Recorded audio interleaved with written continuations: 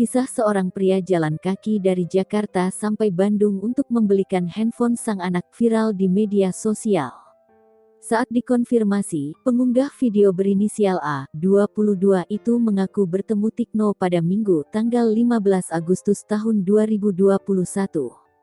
Perempuan asal Bandung, Jawa Barat ini merupakan karyawan di toko tempat Tikno membeli handphone.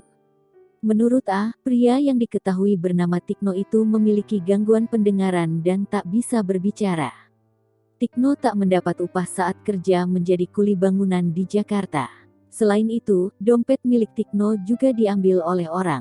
Setelah jalan kaki dan menjadi kuli bangunan di Bandung, pria itu akhirnya mendapat uang Rp600.000. A berujar, Tikno sudah mencoba membeli handphone di konter lain. Namun, tak ada yang mau melayani pria asal Malang tersebut. Berdasarkan tulisan dari Tikno, tujuan setelah dari Bandung yakni jalan kaki ke Surabaya. Ia pun sempat bertanya soal biaya untuk pulang jika uang Tikno digunakan untuk membeli handphone. Pria tersebut menyampaikan bahwa akan melanjutkan jalan kaki sampai tiba di rumahnya. Setelah kejadian itu, dirinya mengaku tak mengetahui keberadaan Tikno.